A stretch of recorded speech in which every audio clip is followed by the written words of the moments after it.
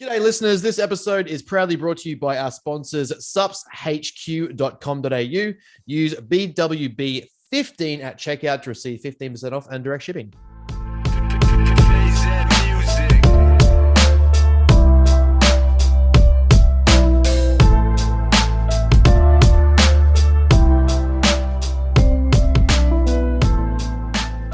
G'day, ladies and gentlemen. Welcome back to another fantastic episode of your favorite podcast, Bros with Brains, joined by my co-host, Scaffy. Just for all those playing at home, he is bitching and moaning about having COVID for the first time. He has lost his streak. 3 years. What? COVID is 2.5 years over now, and he yeah, pretty much got it hey, after everyone else. To some people, it never actually happened. Yeah, exactly. Until right now. Yeah, I've had the. I did believe COVID was a thing the whole time. Relax, I wasn't one of those people. But You're denying. I've been very, very unlucky this last month. I reckon. Fucking kill me now. But anyway, is what it is. I was going to say, I remember the days when we used to do the intros, and you and Chris would always just say, "Welcome, guys," and never acknowledge the females. And now we've got you saying, "Ladies first." Progress. 2022. Here we come. Well, I mean, it's pretty much finished, but close enough. You're a fucking idiot. It's the little things, Benjamin. It's the little things. The little things. I'd ask you how you're going, but I don't care. No, I'm joking. How you going? Well, I mean, besides getting 15 kilos of meat. I just received my delivery from meatlocker.com. So, guys, use code Ben10, and it is deliberately Ben10 too. It is a great code. Spoke to the owner, Kev, and my client, Braden, and we sorted it up, and he's just like, "Can we make it Ben10?" I was like, "Yes, we can. We absolutely can make 100%. It has to be Ben10. All it has to be. It can't be anything else. Give me a logo where I'm like, I look like Ben10. Yeah, I was going to say 100%. Wearing like a Meat Locker shirt. Yeah, like, please. That'd be fucking ideal. What's the point otherwise? If you can't take advantage of the code, no point. Exactly. So yeah, that's starting the day with some meat delivery. Compared to you, I'm doing better. But I am now. As of this morning, 14 kilos up post show. Doing good. Considering we got the scales right. So I used 2 different scales to make sure, because I was like, fuck, there's no way that's right. Because I don't feel 14 kilos heavier. Yeah. Lower back's getting a little bit of pump to it. And I'm like, okay, a little bit, like I'm doing a lot more sitting from work and stuff, obviously. So I'm like, all right, I've got to stretch that out, make sure that doesn't keep going. But I'm softer, but I don't feel 14 kilos heavier. Like it's the best I've ever looked at 100 kilos, put it that way. Yeah. We've tapered everything back. Everything is back and down, all off. And I'm like, all right. And I'm still in the best I've ever looked at 100 kilos. Yeah. Okay.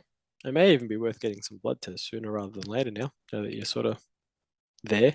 I don't know, kind of just like, don't get me wrong, I still feel, I had a good chat with Dalt today, and it was kind of just like, it's not a 1-for-1 ratio of like time spent versus time fatigue. You got to allow for recovery, but it's still like a, 24 weeks plus the pre-prep phase, plus the 3 years of bulking and cutting. It's like, there's an accumulated fatigue sense that I probably should have cut myself a bit more slack and been like, it'll take a little bit longer to get back to normal than expected. My head's like, I want to do the work. And my body's like, fuck you.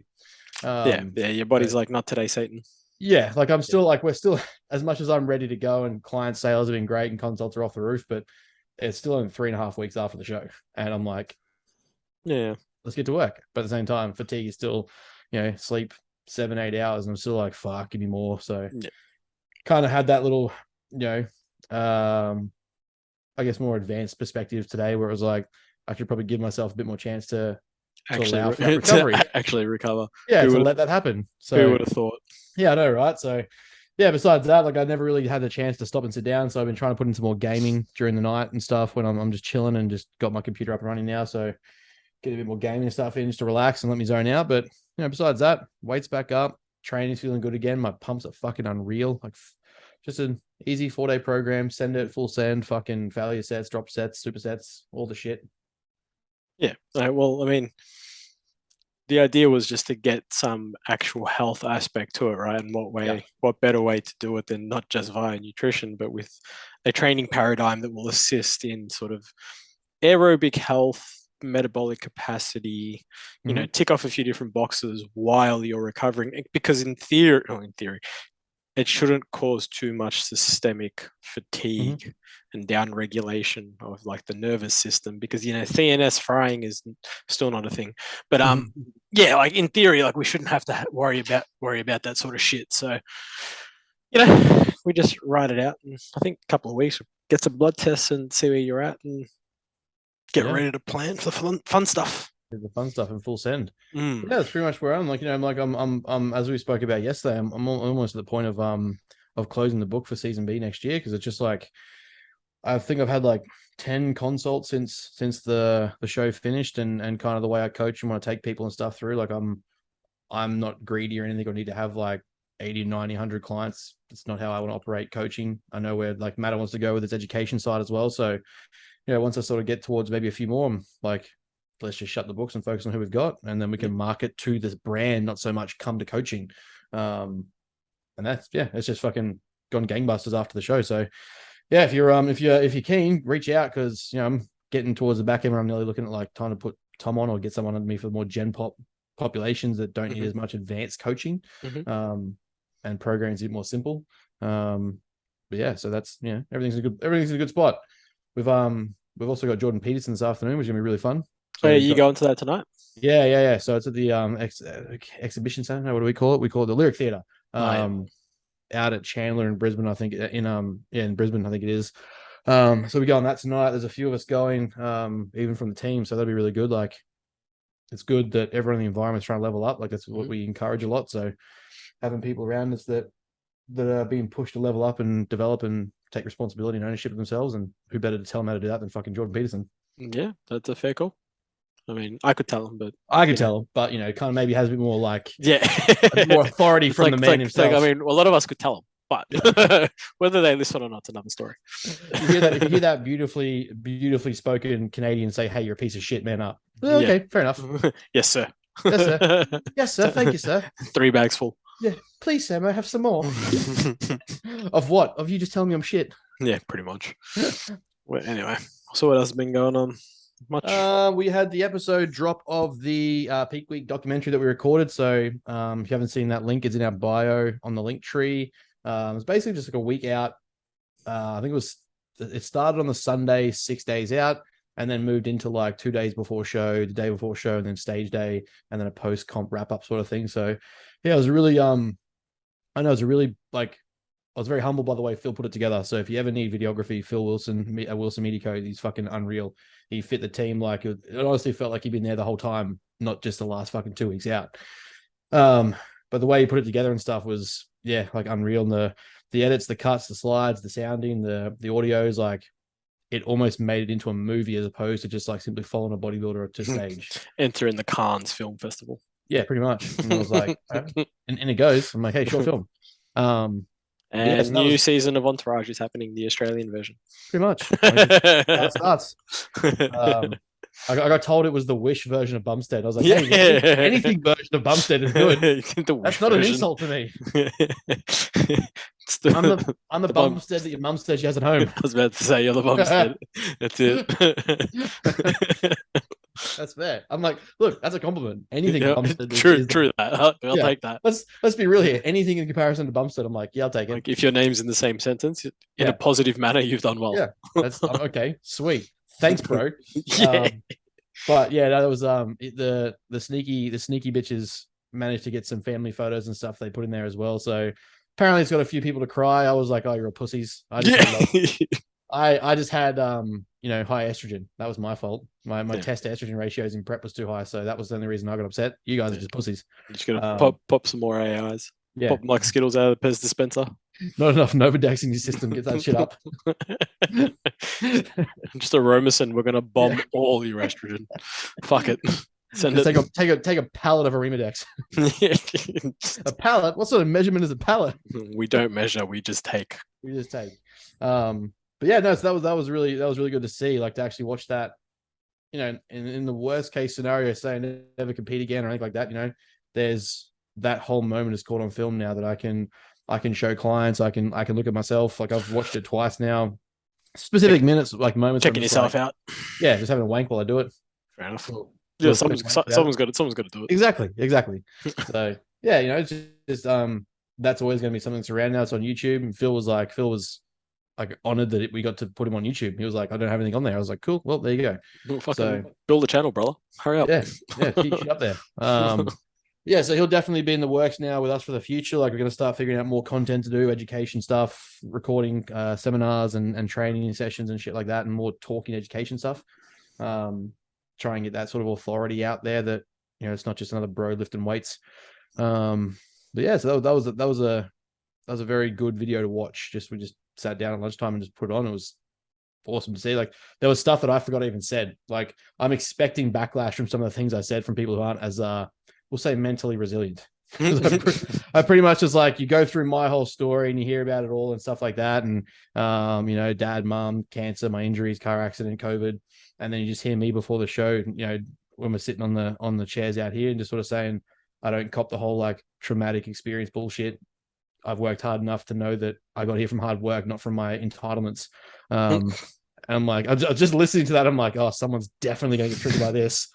In come the fights. I was going to sit there just cracking my fingers. I'll get the popcorn. Actually, yeah, legit. I've already got it. I'm ready to go. For those that are listening, if you watch the YouTube, I have my Black Panther 2 popcorn tin. Just saying. Not that gives it away or anything, but it's a clear female mask of Black Panther. I wonder what that tells us. Yeah, I know, right? It's a very feminine Black Panther. Yeah, shocking. I wonder who that is. But yeah, you know, that's it's the mom. I'm just joking. Imagine.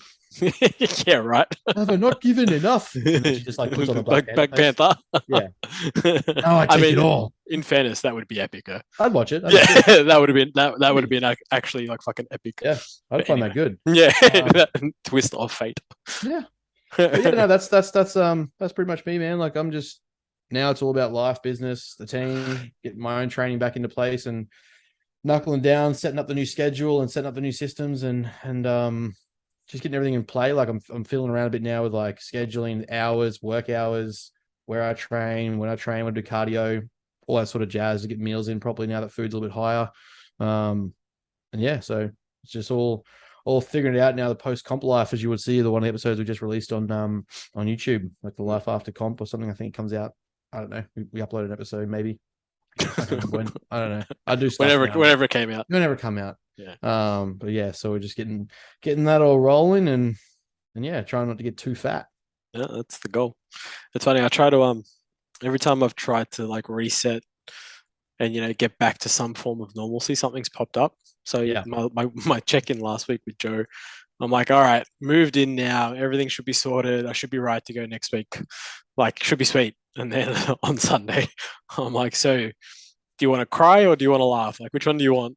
And he's like, what have you fucking done now? And I sent him the picture of the positive test. He's like, you're actually fucking kidding me, right? I'm like, mate, would I make this up? Like, would I lie to you? How? He's like, when you're good for like 6 months, but when you're bad, it's horrendous. I'm like, man, You're telling me, bro. You're telling me, because I had that stint of like being in hospital like 3 times in like 4 months. And then now it's like for the whole fucking last 6 weeks, it's just been one shit after. Since honestly, the first trip to Brisbane, like the States, that's fair. Since then, it's just been fucked. That's fair. Everything's just gone to shit. Lessons learned, people don't come to Brisbane. Hard. So let's see how we go. But anyway, I mean, I go to Dubai at the end of the year, so I'm excited for that. Thank fuck. A trip, a little work expense. Yeah, work expense. Go for 3 weeks, which would be good. Go play some fucking golf and actually do a bit of. Nah, man, it's winter there, so it's only like 30. Oh, right. Sorry, yeah. Yeah, it's only 30. Yeah, it's their winter, so it's like mid to late 20s, perfect weather every day. It's fucking phenomenal. I can't wait. Probably be better weather than it is in fucking Melbourne, considering we had hail 2 days ago or yesterday, whatever it was. Just, you know, casual spring hail, just because that's a thing apparently. Yeah, no worries. Yeah, bad. I think they were saying that it was going to snow in some parts of Melbourne. Like I'm looking at it now. Like, I'm looking at it now. It's fucking overcast and it was just raining before. Like, it's fucking the 23rd of November. This is fucked. You're honestly on fucking meds. Melbourne's just bipolar. Not even. Bipolar would mean there'd be fucking sun. There's no sun. That's fair. You don't get the extreme ends of the spectrum. You just get like variety. Literally, it's fucking a favorites mix pack. You just don't know what you're getting. It's fucking multiple personalities. It's split personality. It's got like just fucking rain, then it's got fucking hail, and then it's gonna have snow, but there's no sun. Melbourne is basically Glass, the movie. Yeah, literally. It's fucked. This fucking thing's fucked, bro. Oh, such is life. But yeah, the little fucking. It actually forced to Scaff message me about something to talk about. This never happens. Yeah, I thought let's go deep Yeah. in some psych. I've never been deep, so I don't know what that's like. Nah, I mean, for 30 seconds, It's but just- that's fun. It's just I mean, it's perspective. yeah. It's deep for me. Then they say, but it's okay because the big ones hurt. Yeah. No, it needs to be big, babe. They hurt. It's fine. Yeah, let's talk about like inadequacy. Ooh, I'm good at that one. Yeah, I feel like all the listeners are like, ears prick up. I'm kidding. Everyone's like, oh, Ben. Yeah, Ben's like this. No, I was just thinking, having a few conversations over the last couple of weeks, and it's kind of like, well, I guess everyone shares a similar feeling at some point, but I guess we all have our own different reasons for it. Like I feel like a lot of us coaches, or the reason why we coach is because we felt inadequate to start with. So it's like, well, if I can't, I'm gonna fill my void of inadequacy by helping others. That old chestnut, and then that will never change. Yeah, not 100%. It'll just amplify worse. Yeah. You're chasing your tail, and you're just never going to catch it. Yeah, legit. What we do as coaches. But anyway, just a couple of conversations, and it's like, well, let's dig into this a little bit more. Feeling inadequate, and whether it be for a task, whether it be for a person, whether it be just for a thing. Mm-hmm. Yeah, in the sense of like I guess almost around the world, around the terms of like imposter syndrome, or just general self-doubt, inadequacy, not feeling good enough. I think just not feeling good enough. I don't even think imposter syndrome. I mean, we could cross that if that pops up a little bit more later, but I don't think we need to cross that right now. It's just really more. Let's just dig into the whole not feeling good enough for someone, something in general. Sorry, I just had to close my blind because that light was going to do my head in. Gave me a heavenly glow. Yeah, it's an interesting one because it's often from a place of experience or early childhood exposure. It's one of the few times where I think I hate when people use childhood trauma or experience to justify shitty behaviors, but there is often times in parental styles and relation experiences where the development of inadequacy and rejection tends to form.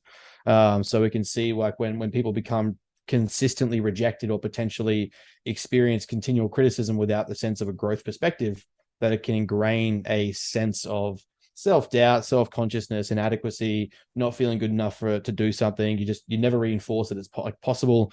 It's where criticism isn't in constructive nature, and you just constantly become berated or degraded or broken down around something. And if you're like, let's say the scrawny kid, in high school, and that's like, this honestly is probably part of me, to be honest. Like, I was never the big guy in school. I was never the guy I wanted to be jacked. I was never the guy who could be jacked. I wasn't like the most like, I'm going to get all the girls kind of guy. And that sense of inadequacy, like you just get rejected, or you're not interested in, or, you don't get the position on the team, like all that sort of stuff just starts to develop a sense of not good enough, or like a sense of inadequacy, a sense of it can't be done.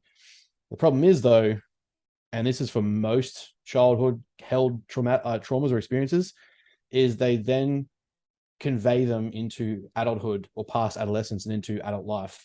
And we start to carry them, and I kind of look at it like ingrained trapdoors. When we look at the psyche and the subconscious, the way that Jung explains like the darker depths of psychology or depth psychology, you kind of see like it's, if you've ever played like a real-time strategy game, you have like the fog of war, like let's say you play Red Alert, or you play, I don't know, Command and Conquer, whatever. There's parts of the map you can't see, and the more you explore the map, the more it opens up, the more you can see things. Well, these different things that we experience and repress and we lock away, they're hidden in those sort of darker parts, right? Like the map isn't opened up. And so they end up contributing to us subconsciously, and they start impacting us because we haven't found them, we haven't unlocked them, we haven't looked into them, we haven't explored that part of our psyche yet and tried to bring them up. Now, this leads to projections of insecurities, it leads to coping mechanisms, it leads to strategies, it leads to overcompensations, and it can be a net negative thing. The other side, though, is the power that comes from when Jung calls embodying the shadow. When you start to encompass and ingrain the shadow into your being and your psyche from a conscious perspective, you start to explore how dark you can be, what you're capable of, that side of your personality. And then you become a more powerful person, if you're a more complete person. The problem is, in a lot of people in adulthood, we generally keep the repression, we keep that stuff locked away, and we keep it hidden, and then just leads to forceful projections of that sort of situation problem. So the inadequacies become more exacerbated. The feelings of not good enough become more exacerbated. So then we overcompensate and do more and more and more and think that will make us feel better. It can then become paralyzing. You get through that period of time where it does start to limit behavior or hold you back on doing something because I'm not good enough, or I can't do that, so I'm not going to try, or I won't put myself in that position because I'll fail. And then you start to get that sense of learned hopelessness, insecurity, inconfidence, inadequacy. And then it starts to, it'll affect things like relationships, right? I don't deserve this person because I can't have them, or, I wasn't shown this love as a child, so I don't deserve it. Or you'll self-sabotage because, I'm not used to this kind of love, so it's obviously a trap, so I should probably get rid of it before it does end up hurting me. Therefore, I'll just fuck it off. So I'm not capable of this kind of love or intimacy, so I'll get rid of it now before it hurts me. All these things, and they do come from that childhood experience that we've just essentially repressed or hidden away and refused to deal with, and then it becomes conveyed or projected into adult life and the interests we have, the careers we have, the exacerbations of the relationships we have, and stuff like that. And so it's like, it is one of the few times where exploring childhood is actually a beneficial subject matter, because it can lead to understanding why you might do it. Now, the thing that I hate, though, before we really take off on it, is I fucking hate people that use hardworking individuals, or like obsessive or business focused orientated people, or just general goal orientated people that want to do more than just be balanced.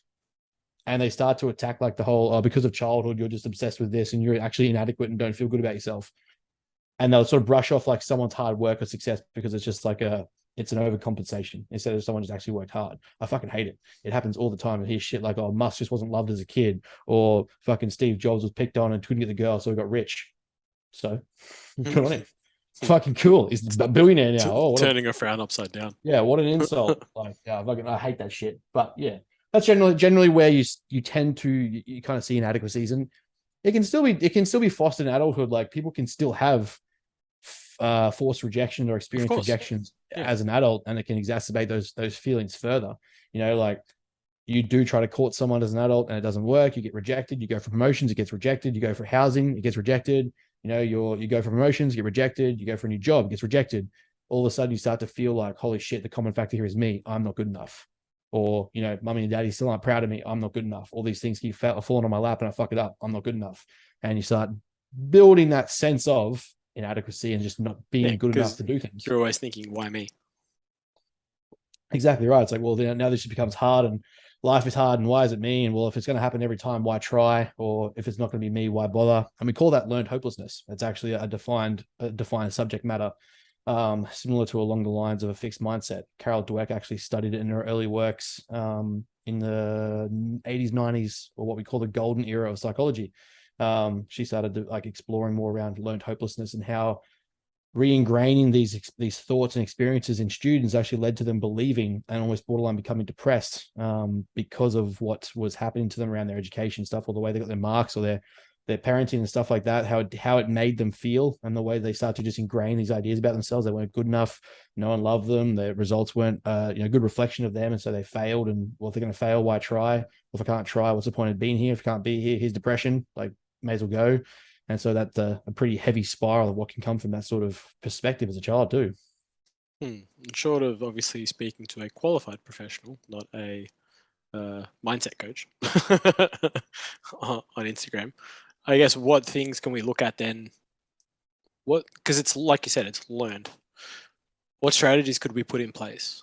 What people could put in place to either identify it, to help the initial start of coping? I guess the big fixing, not fixing, like, probably not fixing. Not fixing, like it's not something we're going to fix. Yeah, not something you fix, but it's like, I guess if you could identify it as a learned behavior versus Yeah. Yeah. If you could identify it as a learned behavior, how would you go about that, do you reckon? Well, the power is definitely being like taking the time to be introspective, asking like it's called Socratic questioning, being Mhm. able to ask why and where the evidence is for. So why, what like firstly we call it the identifying narrative, or perhaps more like our identifying self. So we need to look at your cognitive thoughts or your mental processes from a third party perspective. Pretend you're like a fucking eagle-eyed viewer just watching over you, like you're playing The Sims and someone's watching you and seeing your thought process. Be able to identify these conversations being had, because they're just conversations, they're mental stories that you play in your head. They're things that are said, self-talk. Once you can identify them, you can then start to identify that this actually is happening. Because if you can't deal with your drug addiction until you recognize it's there. You can't deal with alcohol addiction until it's there. You can't deal with sex addiction until it's there. You can't deal with any psychological or physiological problem. Like if you didn't know that your arm was broken, you wouldn't take it to the doctor to get it fixed. But it's pretty easy to see the arm is broken, right?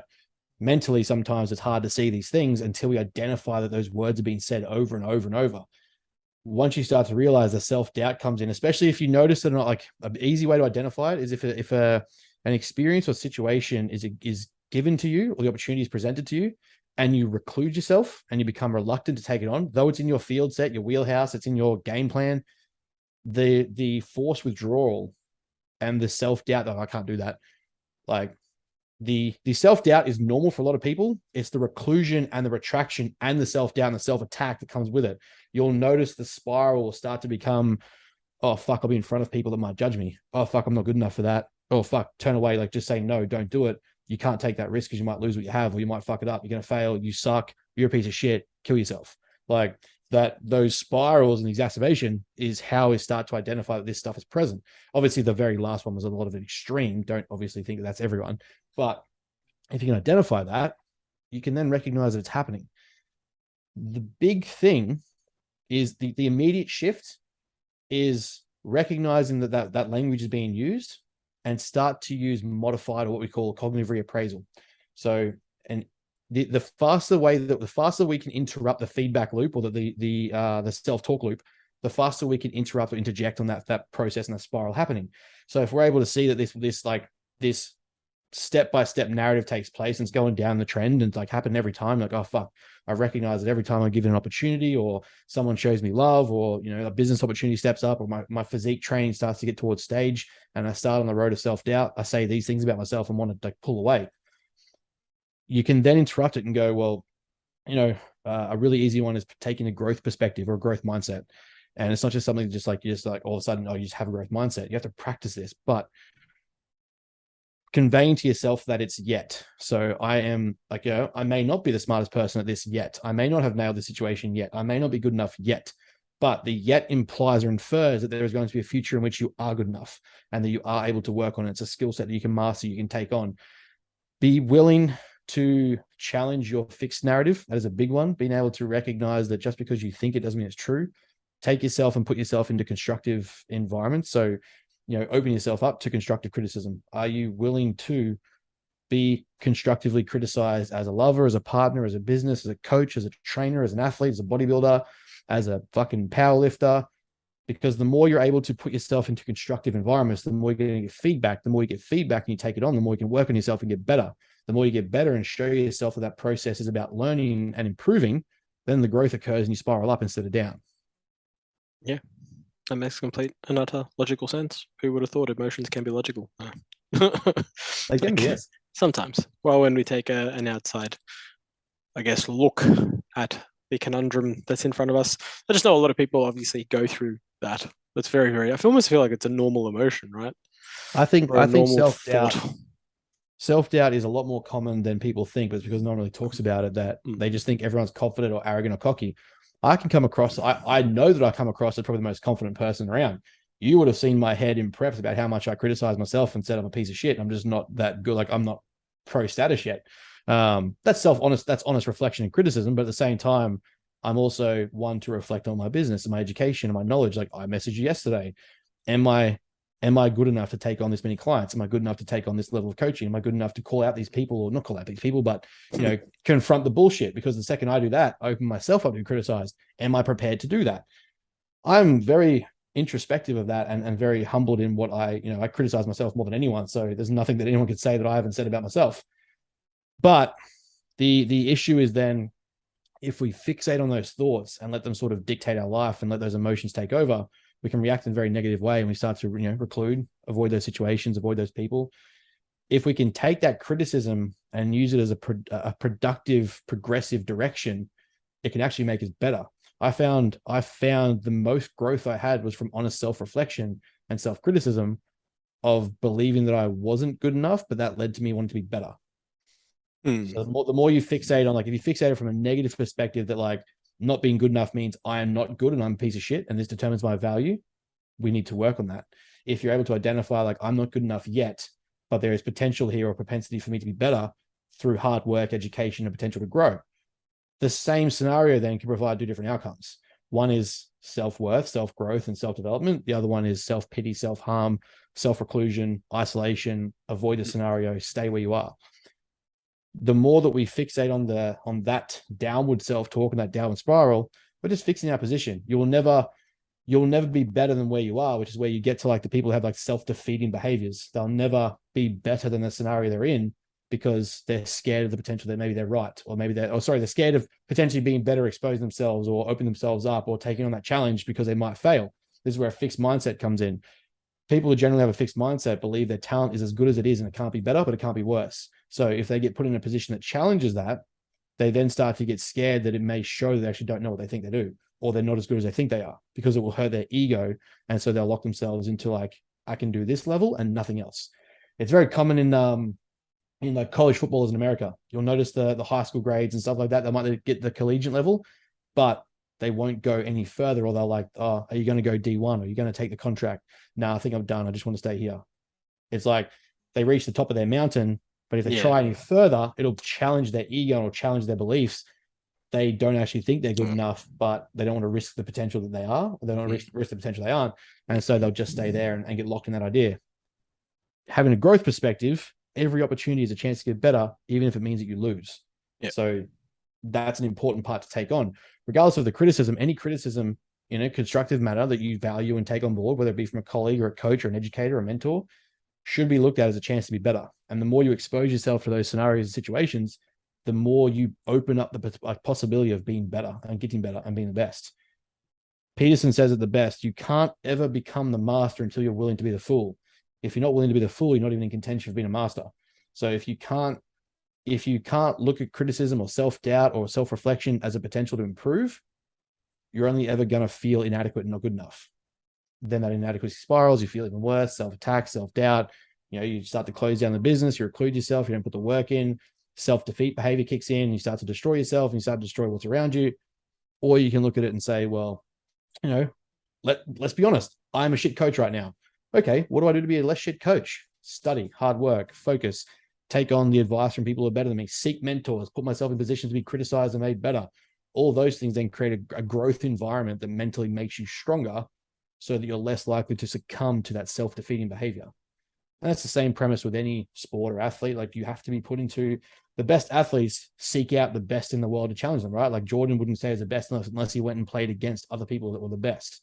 Once I proved to me that I was better than them and I could beat them, my ego was fine because I challenged the best knowing that I could beat them. And it wasn't like, some schmuck who's like, I'm the best in the world, but I'm also going to only play in this part of the tournament and not. Yeah, of course. Yeah, I get. Yeah, the ego you got to play where you're comfortable.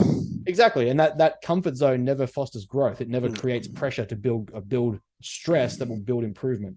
And I think it's a big one for a lot of people, and being able to recognize that once you identify it, then you have all the strategies and tools you can use to sort of improve with it if you use it properly. The big first step, I think, is like anything, identifying that it's there. Definitely, yeah. So I guess what's a couple of little key things people can do to help manage, I guess to help, start the thought process of being more positive versus negative? Honestly, it is identifying the narrative and look at the way you talk to yourself or about yourself. And then from there, you start to reconvey or reconstruct. Like, who is this serving by being so defeating? Is this true? Being able to identify straight away, like if you can create that narrative and you've got that, you've got the story you're telling yourself over and over, the first thing to just ask is this true? Am I a piece of shit of a coach? Am I a piece of shit of a bodybuilder? Am I a piece of shit of an athlete, a husband, a lover, a wife? No. Okay. Am I good enough to deserve this love? At the very minimum, do I deserve to be happy? Yes. At the very minimum, do I deserve to pursue this goal? Yes. At the bare minimum, do I deserve to have an education and try and become a smarter person? Yes. Okay, so you've identified the narrative. You've at least started to identify the self-talk and interrupted it to say it's at least not true. So if it's not at least true, then it's potential that it's wrong. If it's wrong, how do I make it right? And if it can be right, well, then let's direct towards that. So it all stems from what I think stems from being able to firstly identify the story. It's like, you can't correct. We don't know what we don't know. You can't correct what you haven't identified and found or seeked out.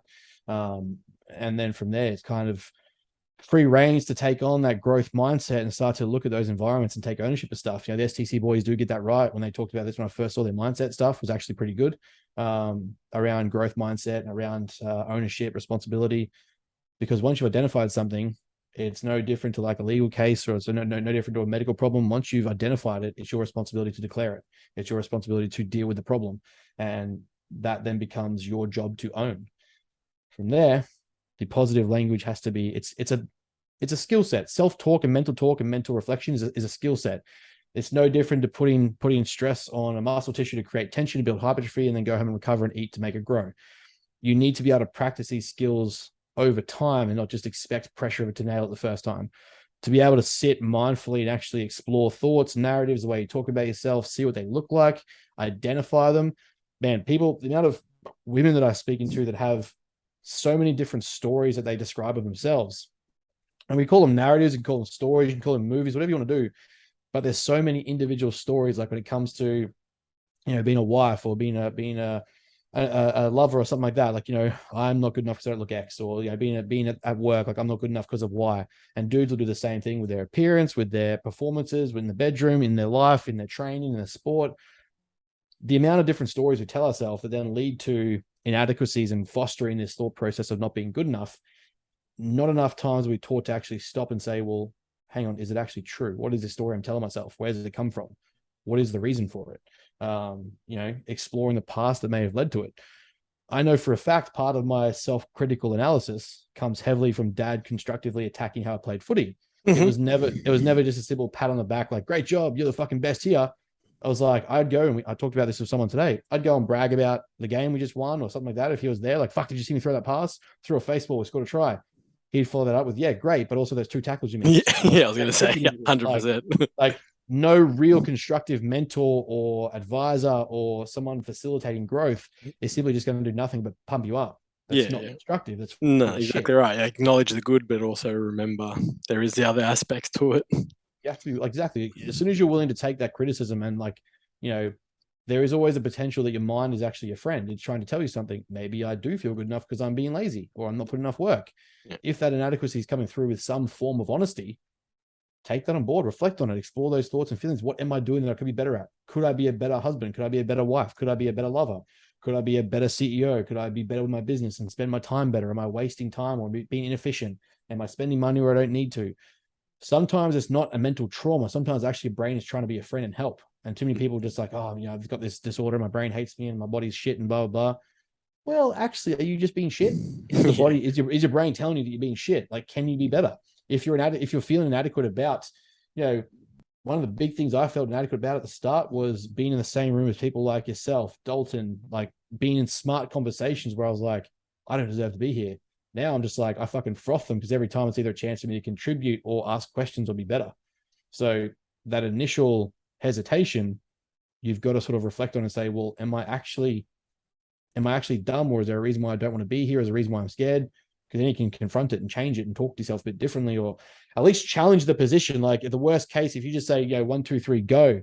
And it's like, initially I would hesitate to be in these environmental situations. Now you're just kind of like, well, shut the fuck up, I'm doing it. I, 5 years ago, would never have once set foot in an all-female sporting event to give a speech on identity and fucking social narrative theories. Literally just did that 3 weeks ago. Stood in front of an all-female event to talk about how women can talk about themselves better in sport and performance. Every part of me after the show was like, I don't want to do this. Like, do I really want to do this? Like, maybe I'll just like scrap it. It doesn't look like it's going to be busy. And then the part of me that was like, just as much the part of me that's hesitant, there was a bigger part of me that was like, Worst case scenario, you fuck up and you learn and you get better. So all that doubt of sense or inadequacy that I don't belong here, who else has spent as much time studying this as me? Who else is as interested in this as me? Of everyone sitting in that room, who does deserve to be there to talk about it? Well, me. So me. So in that same sense that the inadequacy is present or the self-doubt is present, you challenge it by putting yourself in those positions to show that you can do it. Once you start to expose yourself to competency, you increase motivation and self-worth. I don't believe that like self-worth is tied to what you achieve, but at the same time, being able to do things and hold your word and back yourself and prove that you can do things to yourself does actually start to build more of a sense of self-concept and self-worth, which will help with senses of inadequacy and not being good enough. So if you don't doubt your self-worth and what you're capable of as much, you're able to feel better about yourself. I mean, yeah, right. Like, I guess now it's just trying to identify strategies that assist once that train of thought starts to kick in, because everyone's going to have it. So it's like, it's like no matter the time or place, it's like where are you? Usually, I find it probably comes. I mean, personally, for me, it would come under times of stress and duress. Yeah, I imagine that's probably a lot of the time for a lot. Sorry, the same for a lot of people. And it's like sometimes having the ability to step back isn't going to happen, depending on, I guess, where you are, what you're doing, that sort of thing. Mm-hmm. So it's like having a strategy in place to be able to cope with it so that you can process it later and stuff like that. So, we're all human. We all go through the same shit. Yeah, it's like the story that I shared yesterday is that the thing that kills me with especially this generation, at least around this generation, is everyone thinks that their problem is unique to them. We are the furthest along in the timeline of humanity, right? To exist right now means we're the most advanced future point that humanity has ever been to, give or take your belief in timelines and fucking aliens and whatever else. We are the most advanced point along. Humanity has existed for 100,000 years in different forms of evolution and advantageous strategies and whatnot. If you think, give or take languages, cultures, experiences, whatever, if you think that your thoughts or experiences or problems right now are the first to have ever happened in that time frame, I can promise you that you are wrong and you need to fucking tone it down. Instead, stop pretending that your problems are new and start to look at how others have got past them and how you can strategize to beat them. The tools, the systems, the books, the research, the people. There are people who have been in worse problems than you that have come out better off than you are. But instead of being like, woe is me, this sucks and I'm hating life, I'm going to kill myself. That's not a dig on depression or suicide. No, of course not. Yeah, no, of course not. You need to look at it from the perspective that potentially it's not as bad as I thought it is. When I pull myself back or I can identify this, I can actually improve where I am. I can get better. You don't have to just stick with what, your stars aren't just what they are. You can change your stars and change your life and change the things you are struggling with or that are a problem. It's not just simply, here I am, this is what it is. I'm good at some shit, I'm bad at everything else. It's not how it has to be. Literally 2022 has the most advanced technology, information, education system possible. You can literally learn degrees on YouTube because you're bored. Like if there's something that you're bad at or you're struggling with, expose yourself to it, expose yourself to the criticism, expose yourself to the thought that you may be right, expose yourself to the thought you may be wrong, open up the potential for constructive feedback and criticism to improve and get better. Look at the fact that everything is yet. Everything is a future tense if you put enough work in. I am not good enough yet. I am not strong enough yet. I'm not big enough yet. I'm not a pro yet. But once you do that, you can then start to live a life in a way that fosters that outcome. So the biggest thing that I create for clients is the narrative of the life they want to have. And then we start living it now as opposed to then. Like if I want to be a pro bodybuilder, I don't go pro and start living like a pro bodybuilder. I don't start, sleeping 9 hours, eating my 5 to 6 meals, getting my calories in, doing my training progressions, tracking my data. That's not going to make me feel more adequate when I become a pro bodybuilder, because it'll never happen. I have to live that way now to ensure the potential that I become a pro bodybuilder later. Yeah. That's from that. Like I have to create that story now in order for it to happen. That's just the way it is. You don't become the thing eventually because you just decide like, hey, this is what I want to be. You have to be that thing now, and eventually it happens. So when you have that sense of self-doubt or self-reflection or inadequacy around your knowledge or your romances, if you want to be a better partner, if you want to be a better husband, a better friend, better coach, better trainer, better athlete, you have to identify that potentially you aren't. Like there is a high potential that you actually aren't. It's not to say that you're a piece of shit. Your worth isn't tied to your knowledge, exactly, or your abilities, but it's potential that's right, and you can be better. So don't give yourself the self-attack, give yourself the self-reflection. If I can be better, then what can I do to be better?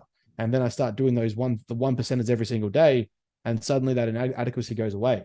I didn't get in front of audiences and schoolgirls, like teams of like 40 schoolgirls, and get paid to talk to sports teams about nutrition just randomly one day because I wanted to.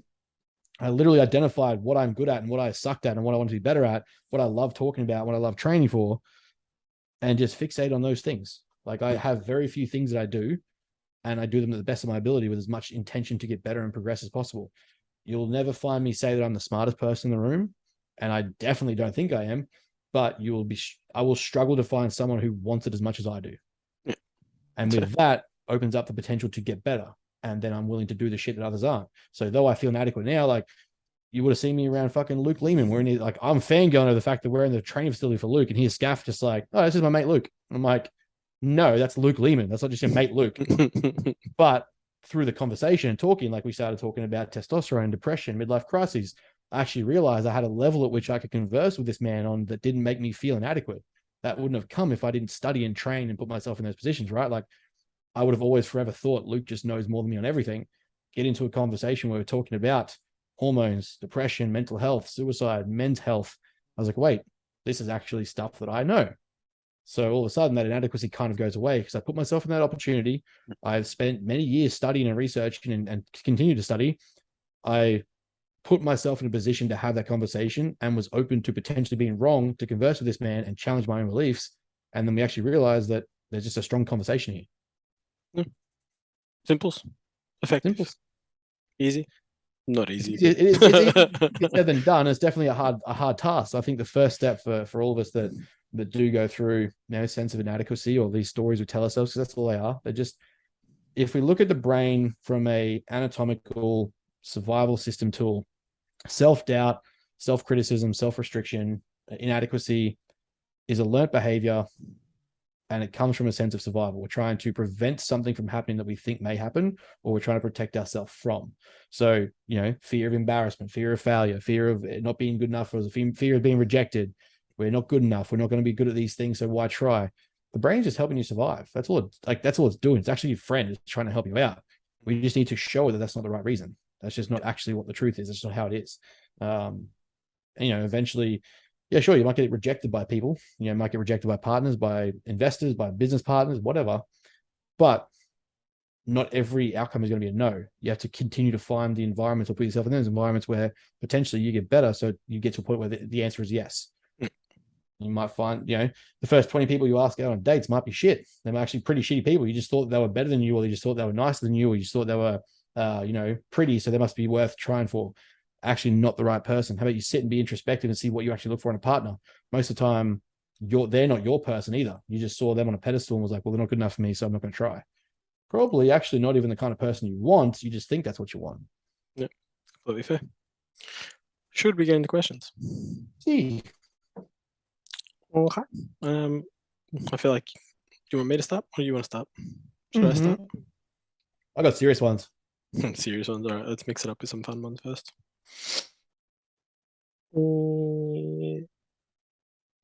Okay, I guess I got serious ones too. When I say serious, I mean sciencey ones. Probiotics for gut health. Don't do them. Prebiotics, maybe. The problem with probiotics, it's not the problem. It's funny. You take probiotics, it's probably not going to do you any harm. So we can tick that off the list. It could do some good. The only problem is we have trillions of different gut bacteria, and in probiotic tablets, capsules, all that sort of stuff, I think there's only a couple of billion different strands that they attack. So it's like, you're missing a lot. So there's, not a very high chance that you're going to hit the right ones. Yeah. So if they're shelf stable and actually the cultures can survive. Yeah, exactly right. As soon as they go to shelf and they're not refrigerated and all that sort of shit, they just start basically dying immediately. But yeah, so anyway, apple cider vinegar. Why is it a thing for gut health, even when the research promotes better use for salad? It's better use for salad. I think there was a bit of research to show that it brought down blood glucose levels after consumption. So does a 10-minute walk post digestion or post food. Yeah. So I guess, yeah, I mean, short of that, it really rots your teeth and fucks your gums and shit. So Destroy if you your want, enamel. Body. yeah, if you want to put it on your salad, put it on your salad. Short of that, doesn't really do much. Carbs, everything carbs, carb cycling, timing, biometrics versus old school training, exercises, and PEDs. Fucking settle down, champ. Full send. Fucking hell. It's a whole episode. Carb cycling and timing. I mean, sure, if you're having a diet where you need to, if you're in a diet where it's restrictive and you're restricting calories, you could probably you'd carb cycle. You could carb cycle and have more effective carb cycling in that you could either have it, depending on what your carbs are, you could have lower carbs. On days you have lower carbs, you could put carbs around training, obviously, and try and maximize training as much as possible. Mm-hmm. You can have high low days where, you can do like a non-training training day split. You can do a 5-2 split where, Monday to Friday, for example, your carbs are very, very low. Weekends, you can have a higher carb thing. That's still carb cycling. Like, there's so many ways to cycle carbohydrates, but again, don't give yourself an eating disorder because apparently that's what it does. I'm not going to, mention names of people that would say that because they're all idiots. Yeah, I mean, carb cycling is really vague. Like cycling calories is really vague. So many different ways to manipulate. I just love when people think they're gurus for suggesting it. Like, oh, my client goes out on the weekend, so I give them a 5 and 2, and we carb cycle. Like, yeah, you just made a better way for them to get their calories in the week. Like, it's not like the be all end all. I know there's certain coaches that claim their calorie cycling and their split setups and macro cycle, blah blah, are the reason why the clients get great results, but it's such a nonchalance, like minute detail. Whatever makes you get your calories in better and can help you train better, I guess. And like the few modifiers or mitigating factors, like you said, if you have very low carbs and you need a bit of extra carbs for training, great. Yep, totally fair. Collagen protein, do or don't. I feel like we've had this conversation before. Collagen protein. Oh. Nothing really comes out that shows that it's of any real benefit in healthy individuals. If you're not healthy, it could have some potential. It's not. It did have some prevalence utility. in recovery post was it post fascia issues, post ACLs. I think it was. It was like an improvement in recovery time. Yeah, I think it was like so minor that it's like yeah. It's just it's a simple like it. I find the more benefit, if anything, is just like improving it for things like skin, hair, nails, connective tissue. Like that's the better side, but you're going to get more complete protein sources elsewhere. Not to say don't have it. It's just it fits in conjunction with it. It's not. I wouldn't make it my primary protein source, but it's like it can help. Yeah, exactly right. That's really all it is. What else we got? Top 10 Mr. Olympia in order. Oh, fuck off. I got no idea. Oh man. I couldn't tell you. I honestly couldn't tell you. You're not getting a top 10. You're not even going to get a remotely close top 10 with who's coming in condition, who's like popping up last minute, who's like going to pull a wild card. Like you've got at this point, I could see Ramy being flat. Like first isn't even guaranteed. I don't think. Like I can see first being locked in, but also not. You can make the argument that even fucking Ramy's not in a solidified position anymore. Do we even have a list yet? Well, no, it's still 2 more shows to go. Yeah, right. Like we haven't even got a qualifying list. There's still Spain because Brett's got to do Spain this week. No, I thought he was trying to qualify for next year. I thought the qualifying shows were done now I'm pretty sure the qualifying shows are done for this Olympia. Are they? Yeah, I'm pretty sure he's trying to get an early qual for next year. I mean, I'm pretty sure. I could be wrong, but I'm fairly sure he's doing an early contention qualifying show. I don't know if there's a list out yet. Olympiad Olympics.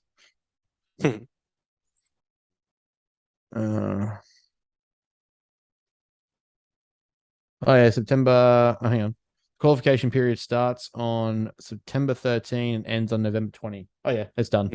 Yeah. So must be doing next year. So I mean, fucking. You've got a top 10, but you won't see who's like you won't order them. Like you've got Ramy, Hardy, Curry, Bonac. Yeah. You've got Nick, Hunter. Yeah. Ian. Yeah. You've got what's his name? Samson. Jack. And then you've got also Derek Lunsford coming up. Lunsford. Lunsford's in there. And then that's not even getting towards like Holland's Head. Regan Grimes. No, Regan's not competing. No, Regan's not in. What's his face? Raphael. Yeah, you got Raphael coming in. The first 10 will probably be the top 10 that you named. It's just in order. Like, Rami's one. Yeah. I don't know who's going to knock Rami off if he comes in condition. Depends what they're looking for. Well, yeah, it's just from 2 to 10. Pretty much. Like, who do you put in number 2? Like, what do they reward? Like, do they reward structure and flow? Do they reward size? Do they reward, you know what I mean? Like, Lunsford will go top 5 if they reward structure.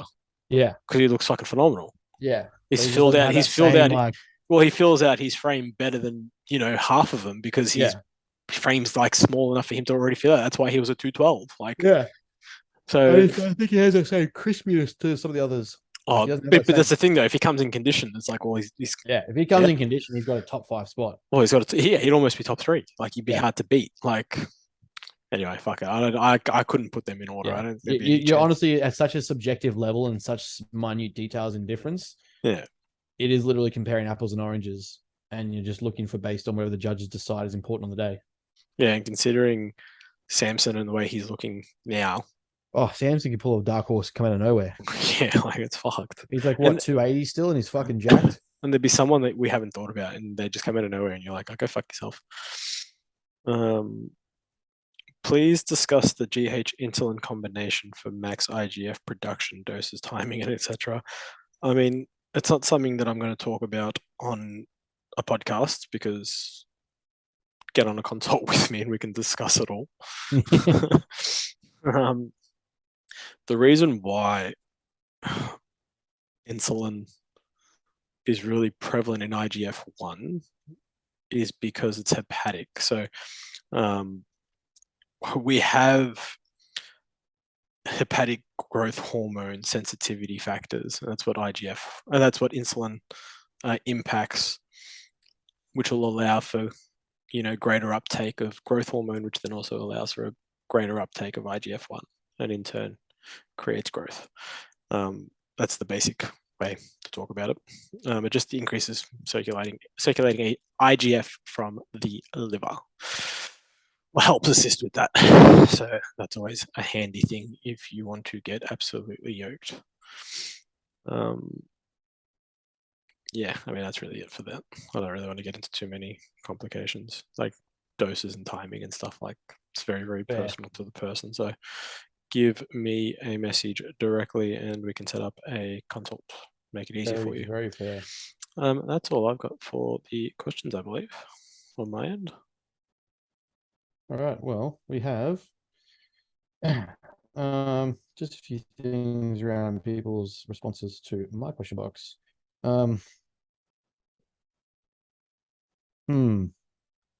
Things like, what do you feel not good enough for? Is that what I wrote? Yeah, if you not felt good enough for. I feel like I can't go places on my own. The only way to find like-minded people, and we've spoken about this person, the only way to find like-minded people outside of the people you currently have is to be willing to go to places you've never been before to meet them. So if you only know the environments you're in and the people that you know in those environments, you need to be willing to go to these locations or these different environments to potentially create new relationships with people who are more like the people you want to be around. Yeah. Okay. Love. Interesting one. I have this one all the time. One of the best ways I saw it described is before you can expect someone to love you or that you're good enough to receive love, you need to take the time to be alone and understand that you are able to love yourself. If you're constantly self-attacking or self-defeating or self-blaming and you're not able to recognize those things, then you're going to kind of expect it in a partner and think that it's okay. Before you can move into a true relationship and actually receive love the way that you want to, you need to be able to show that you can love yourself and the things that you do. So like, self-development, progression, taking care of yourself, putting yourself first, putting boundaries in place, healthy relationships with yourself, with food, with your mind, with your brain. If someone comes along and you only love yourself at 50% and someone comes along and gives you 51, you're going to think they're giving you 101%. The fact is they're barely giving you half. If you give yourself 110% and say, I am this is the bare minimum for me of what I consider a relational love, then someone that comes in to offer that to you has to give you at least 110% more. But does that work like sometimes to your detriment? It can be. I mean, if you're some people, they go really over the top, like when they post on their Instagram, like I deserve this, and you're like, oh yeah, that's an you inflated don't deserve that because you're a entitlement, fucking though. idiot. Yeah, okay, yeah. So well, I guess how do you like? Where's the line? Well, you see what I mean?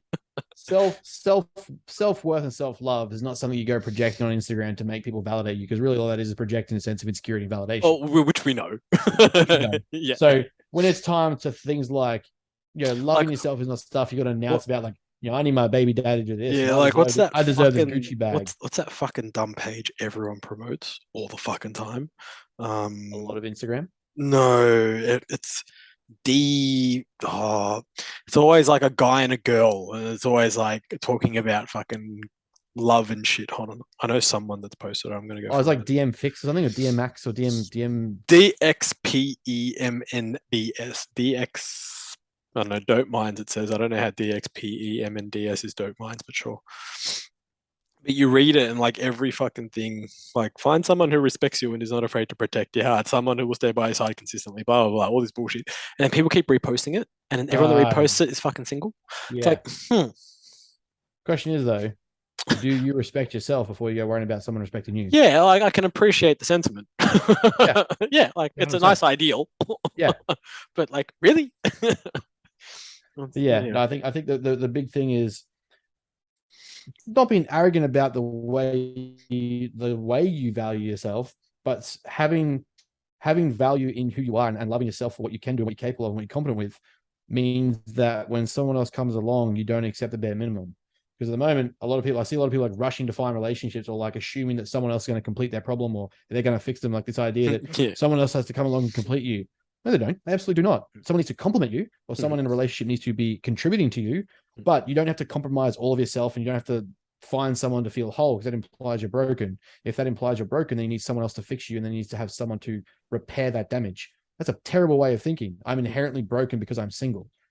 If you can be alone with yourself and you don't actually require anyone, you can take the time to love what you do and who you are and everything that you're about, then it is not a need or a necessity to have someone come along. It is a want. And when you want something, you define the criteria that you take on board. This is no different when like women get very entitled about like, he has to be 6 foot this and have this income and be this size. That's great. You can have that. That's your criteria. It's not really going to reflect love and actual affection. But for men, I find it to be a lot more deep than that, a lot more when it comes to actual relationships. When you start working on like self-development, you will start to see that what you allow into your life is a choice. And when you choose it, you're a lot more picky, because that person is going to complement your life or make it better. They should be adding to your life value, not adding to your stress pile.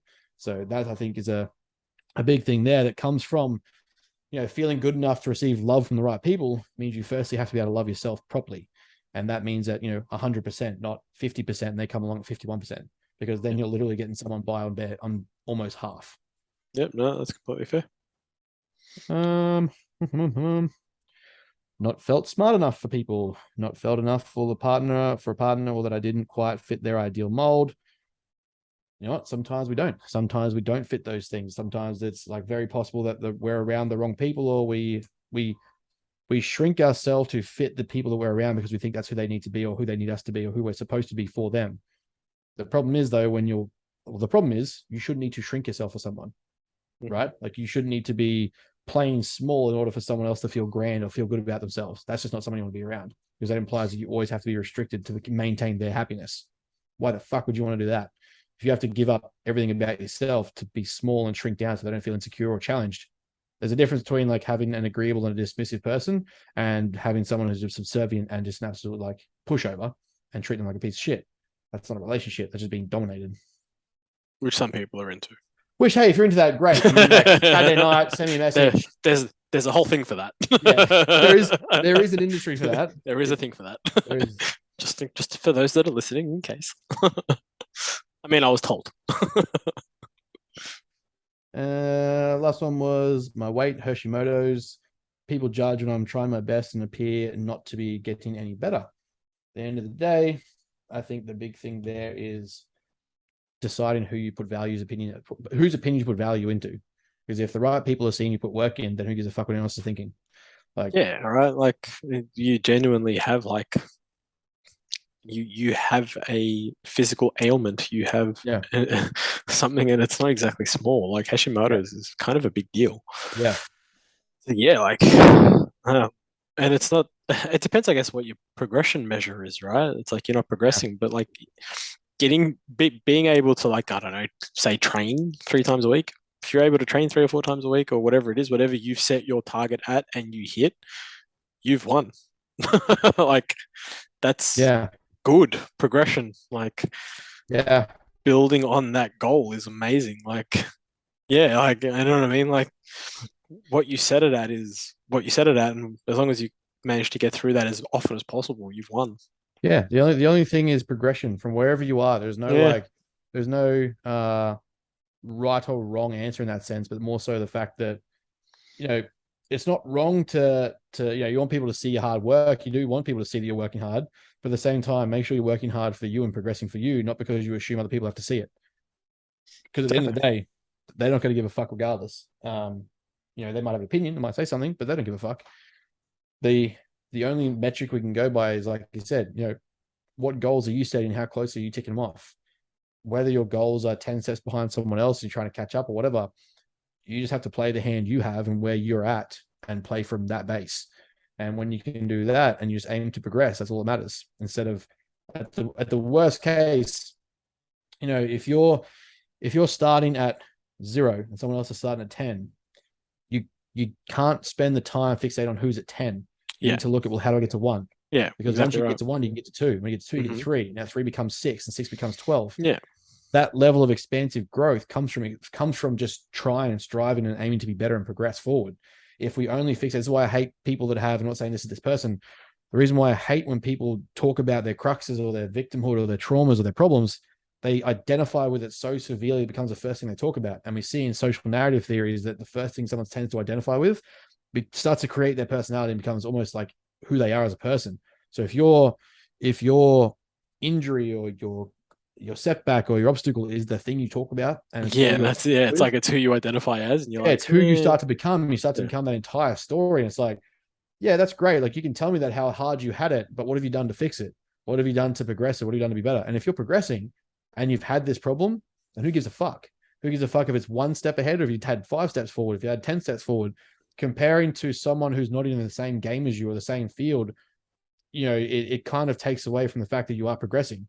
I often do it, and I admit I have to do it, but I sometimes pull myself back and go, you know what? I just got a first place gold medal at an IFBB show with a technically diagnosed disabled back. I can say that and look at that and go, well, I don't like to use it as a crux and say, oh, well, the rest of the guys have a disabled back or a car accident, but they got their own shit and we all got to compete. But still, part of me is that there's people who didn't have my problem. I got to do, like, I still progressed forward and I still took that on and was like, well, fuck it. What can I do? Strive forward and just continue to get better. Or I could have sat there miserably and hated life and blamed everyone but myself and let everyone else try and figure it out and not fix myself and end up in the same position I was regardless. To me, the same amount of time is going to go forward, whether it was 4 years ago, 5 years ago, whatever it was, my accident was like 10 years ago now. The same amount of time was going to pass 10 years now or 10 years in a different timeline that I took. Once I made the choice to commit to being better, that 10 years is going to go past regardless. If I sat in that timeline and bitched and moaned and got upset about it and didn't do anything, I would be 10 years ahead with no progress. That same time went past and I still had the same problem. I still have the same pain sometimes, but the 10 years has passed and I've done shit with it. At yeah, the end of the well, day, I'm not I'm not in the same timeline as someone who, like, Nick Walker started training at 16, or fucking Brett who started training at 21, or Ian who started training at like 22. I was doing rehab and spinal surgeries at 22, but that's their story. This is mine. I can't look at that and go, oh, well, I'm further out of the race. So what's the point? I just have to progress from where I am and aim to be good enough, or aim to do better, or aim to get better. yeah. Well, it's kind of like you can't control what's happened, but you can potentially control what's going to happen. So, what do you want to happen? Exactly. It's not Write my that down. it's not my it's not my responsibility that something happened. It's not my fault, but it's my responsibility to fix it or make it better. Exactly. Simples, Simples. effective. It's the way we live. It's the way we do it. That's it from me, man. That's all. That's pretty much all I got there as well. It's been a long one. Yeah, it was a little Balls bit deep. little bit deeper, a little bit more to take away. Obviously, watch everyone hate it and just be like, go back to talking shit. Okay. Yeah. Can you talk about Marvel and shit again? Yes. But in all seriousness, like I'm not trying to diagnose or convey anyone. There's obviously data points that I will miss. And I haven't studied. Yes. This is from just personal opinion, research, reading, thoughts. Yes. That's why the whole thing is a podcast and it's opinion based and potential, so little things here and there to make you think. Yes. And if you have, further exacerbated problems like this or anxieties around these certain scenarios, situations, actually message me directly to have a proper chat, not just let a podcast try and diagnose you. Yeah. Or definitely book in and see a psych. Yes. I am not a psych. No. I can help you, but I will direct you to a psych. Yes, if you need counseling, speak to a counselor. But if you need to see someone more professionally qualified that can actually do some real shit, do it. Please, for the love of God. Not a mindset coach. No, not a mindset coach. Just change your mindset. Okay, I'll change your mindset to kill myself. That'll be only contactable via Voxer, 9 a.m. to 5 p.m. Monday to Friday, for $3,000 a week. Fucking hell. Anyway, well, that is it from us as always. Meet us, message us, put questions in the question box we drop on a Wednesday. Time because you got COVID. Yeah, fucking kill me. And that's about it from us. That is. As always, ladies and gentlemen of the jury, goodbye. See you guys.